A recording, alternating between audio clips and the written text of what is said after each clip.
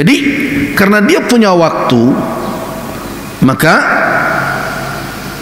ketentuan waktu tersebut harus dipenuhi. Kewajibannya adalah bukan hanya salatnya saja, tapi salat pada waktunya. Itulah hukum asal. Itulah hukum asal. Dan tidak dibolehkan orang menggeser-geser waktu itu, mentakhirkan, mentakdimkan, kecuali dengan uzur yang dibenarkan sebagai alasan yang boleh oleh syariat. Itu ingat itu ya. Karena itu berhati-hati ketika kita berbicara jamak, mentakhir, mentakdim. Tidak dibenarkan seseorang menggeser-geser waktu itu kecuali dengan alasan yang dipandang sah sebagai uzur oleh syariat. Nah, kenapa ini saya tegaskan? Karena bertemu anak daro menjamak solat karena badak.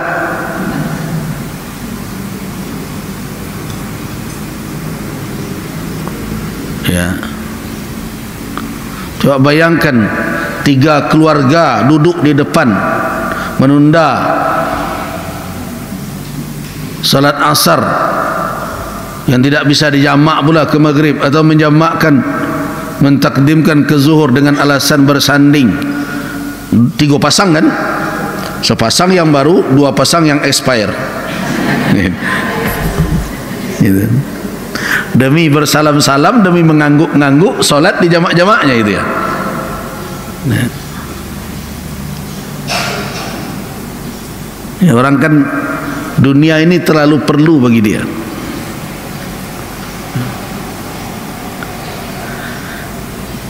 Jadi kapan boleh waktu itu digabungkan dan berbagai macam, syariat yang menentukan. Ya. Syariat yang menentukan. Ya.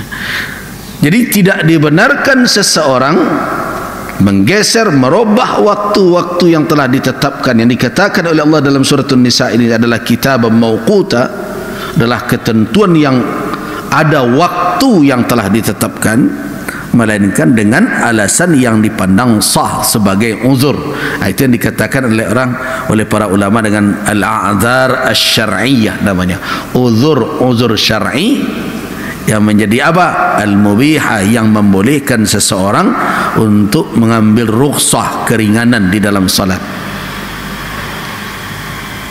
Nah, salah satunya yang sudah kita bicarakan apa? Safar kan? Nah, nanti kita akan jelaskan lagi safar itu apa yang dikatakan safar. Safar itu tidak semua orang berjalan jauh safar. So, ada juga safar berjalan jauh, tapi proyeknya proyek Maliang misalnya. Nah, sekelompok orang merencanakan perampokan dalam jarak 100 kilo dari tempat tinggalnya. Nah, jangan dikatakan, oh ini 100 kilo ini dah lebih dari jarak musafir. Boleh dia menjamak salat dan mengqasar untuk Maliang. Itu contohnya ekstrim. Contoh yang terjadi yang tidak disadari oleh orang apa? Anak-anak muda, wanita berhijab, masih salat, nah, pergi berpacaran dalam waktu yang jauh, tapi mengqasar dan menjamak salat. Nah, coba bayangkan.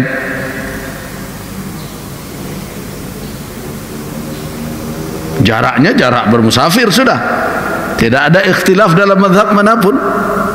Kalau orang dari Padang pergi ke Harau, ke Payakumbuh, siapa yang mengatakan itu bukan jarak safar itu? Tidak ada. Mazhab manapun mengatakan itu jaraknya. Tapi dia pergi berduaan membawa anak gadis orang yang laki-laki ini, tidak istrinya. Untuk apa? Untuk dia berpacaran di Harau sana. Terus datang minta fatwa kepada seorang ustaz, bolehkah kami mengqasar buya dan menjamak? Itu sudah jarak safar, boleh. Untuk apa? Supaya jangan terganggu waktu berpacaran, begitu.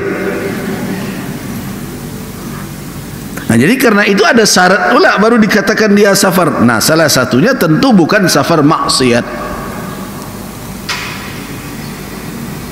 Safar maksiat tidak dibolehkan, karena safar itu sendiri sudah terlarang. Bagaimana perkara yang terlarang menjadi alasan untuk meringankan kewajiban? Nah, jadi kalau ada orang yang merubah-rubah ketentuan yang telah ditetapkan ini dengan alasan yang tidak masuk dalam kategori uzur syar'i, itu bukannya mendapat keringanan, itu adalah melakukan dosa besar karena meninggalkan apa? Salat. Nah, sengaja meninggalkan salat yang fardu itu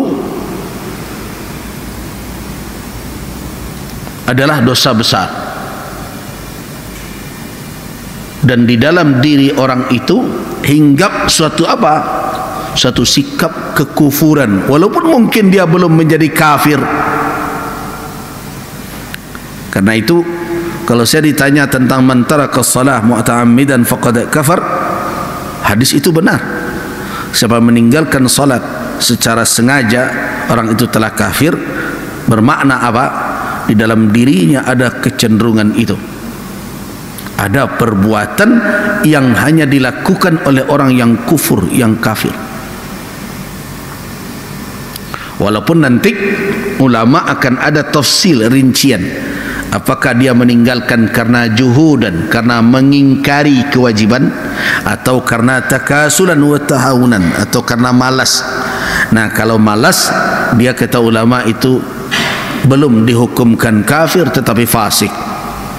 Tapi kalau dia ingkari kewajibannya, maka dengan itu dia kafir adanya. Jadi jangan ragu pula kita ketika mengatakan bahwa orang yang meninggalkan salat dengan mengingkari kewajibannya, orang itu murtad dari Islam, kafir. Jangan dikatakan itu paham mengkafir-kafirkan. Enggak. Itu hukum syariat yang harus kita fahami. Ya sama dengan kasus yang sekarang heboh. Tokoh-tokoh umat Islam sibuk-sibuk memuji-muji paus, ya.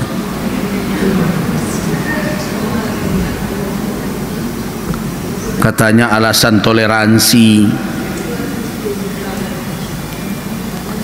Saya melihat sudah berlebihan.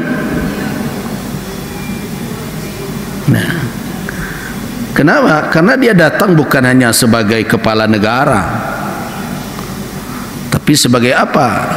Sebagai pimpinan umat beragama. Nah, tapi banyak dari tokoh umat ini latah.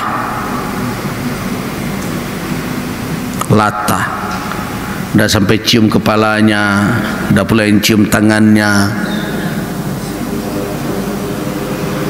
Dan mereka lupa bahwa mereka itu adalah orang-orang yang ditempatkan dalam posisi yang akan ditiru oleh umat. Coba bayangkan, dilupa diri. Kalau secara pribadi mungkin punya misi, ingin mendapatkan jabatan ini, mempertahankan jabatan itu, kita tidak mau ikut campur dengan urusan niat di dalam diri pribadi itu. Tetapi sebagai tokoh yang ditempatkan, yang akan menjadi tuntunan dan panutan, sikap dan perilaku itu harus dihadapkan dulu kepada tuntunan syariat. Dan jangan timbang hanya perilaku pribadi, efeknya kepada umat.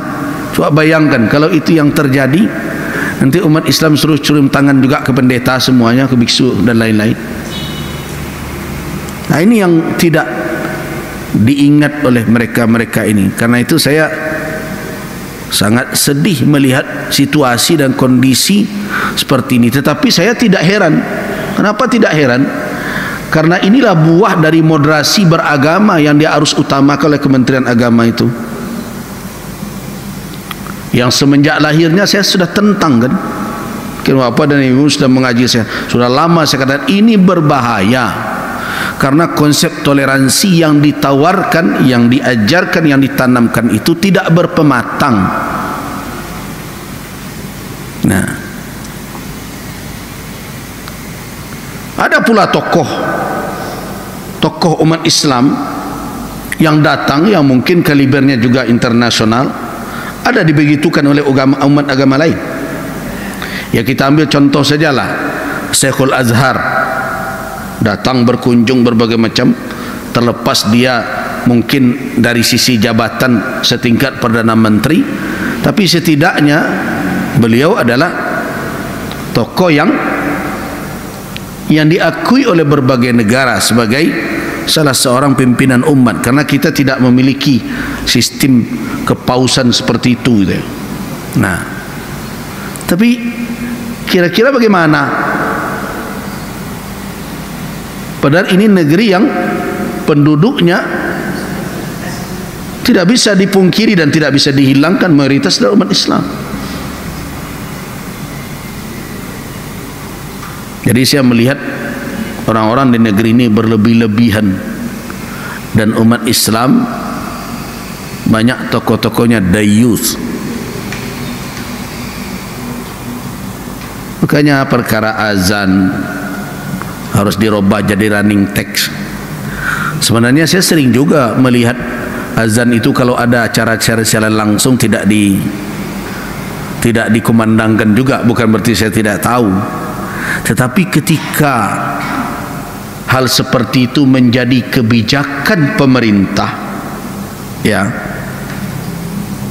menjadi kebijakan keluar dalam bentuk surat, permintaan dari kelompok yang menyelenggarakan, kemudian diputuskan di kementerian, dikirim ke kementerian yang lain, keluar edaran, ini yang saya katakan ini berlebih-lebihan. Nah, datang pula sekelompok ulama mengatakan, ya itu kan azan itu tidak azan syar'i. Azan itu kan cuma, semenjak kapan pula orang Islam memahami yang di TV itu azan syar'i? Semenjak dulu tidak ada kita bicara. Memangnya ada masjid hidupkan siaran TV kemudian disambungkan ke speaker, kemudian tidak ada lagi azan, dia sudah syar'i itu begitu? Ada enggak? Tidak ada. Memang sejak dulu kita tidak bicara dalam konteks itu. Tidak ada bicara konteks itu, syar'i dan tidak syar'inya ada kaitnya dengan sebagai sunnah kifayah atau fardu kifayah dalam pendapat para ulama. Ketika hendak melakukan salat ketika waktu tiba, bukan itu konteksnya. Itu konteks dakwah, mengingatkan orang-orang yang matanya begitu ke televisi. Nah, dengan ada azan itu teringat, oh waktu salat dia telah masuk. Yang azan syar'iyah tetap dilakukan di mana? Di masjid masing-masing. Bagian dari apa yang telah diperoleh oleh umat Islam, dan itu hak mereka sebagai mayoritas umat di negeri ini yang harus dihormati. Nah, ketika alasannya disengaja dipergunakan kekuasaan untuk menggeser itu, pasti ada ketidaknyamanan di dalam kalbu. Nah, itu toleransi. Jadi yang dituntut hanya sebelah pihak. Pihak yang lain bagaimana?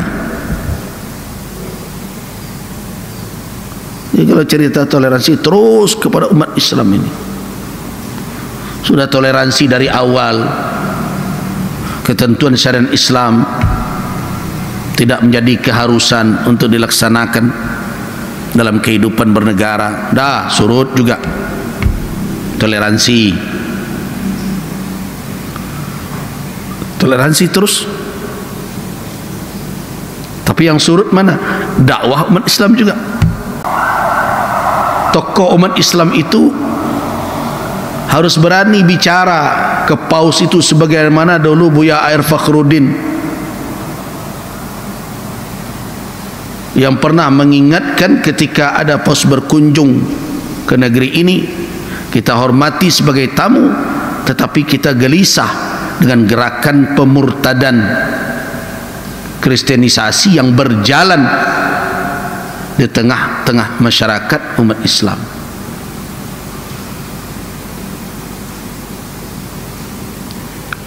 Itu harus. Jadi kita sekarang ini tidak tegak sebagai umat yang punya izzah.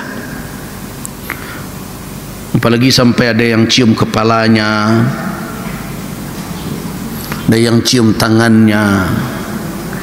Sebenarnya kajian itu sudah banyak jelaskan ulama hukum, memuji, menyanjung, mengagungkan orang-orang kafir di dalam ketentuan syariat. Jadi masalah toleransi itu bukan perkara itu, tapi perkara apa? Perkara bermuamalat yang tidak ada secara khusus berhubungan dengan perkara-perkara ibadah dan syiar keagamaan. Tapi kalau dia datang ke sini, apakah hanya sebagai kepala negara? Tidak, dia datang sebagai pimpinan umat Katolik dunia. Jadi ini kita tidak menentang konsep toleransi selama toleransi itu ada dalam apa? Dalam batasan menjaga masing-masing, bukan dalam konsep pluralisme seperti itu. Kalau kita mau gotong royong, yuk kita gotong royong bersama, tidak perlu tanya agamanya apa. Kalau kita mau berjual beli di dalam Islam kan tidak tanya pula. Selama ini perjual belinya tidak haram dan sistem jual belinya tidak terlarang dalam syariat. Kemudian kita membuat perusahaan, melakukan kemitraan berbagai macam, apakah terlarang? Ya tidak, selama kemitraan itu tidak atas yang haram dengan cara yang haram. Lihatlah aturan tentang sertifikasi halal, tidak sedikit yang non muslim juga mengurus sertifikasi halal produk-produk mereka. Kita layani sama, malah kita beri edukasi. Tidak jarang saya juga turun ke tempat-tempat produsen yang non muslim untuk memberitahukan dan mengapresiasi, walaupun tentu kita faham bahwa mereka ingin mendapatkan itu bukan karena keyakinan agamanya, tapi karena kepentingan bisnisnya. Tapi bagi kita tidak ada masalah dalam hal batasan-batasan seperti itu. Itulah toleransi. Tapi kalau sudah seperti ini sudah kebablasan. Nah, jadi jangan sampai kehilangan jati diri sebagai seorang muslim, apalagi dengan alasan-alasan yang cenderung tidak ada, ya jelas mengakal-akali demi untuk membolehkan. Nah, jadi kembali ke konsep tadi, konsep rukhsah kalau diambil tanpa alasan syar'i, atau malah rukhsah diambil untuk tujuan yang terlarang, kemaksiatan, tentu itu bukanlah uzur yang boleh untuk dipakai untuk mendapatkan keringanan syariat. Itu perlu diingat betul.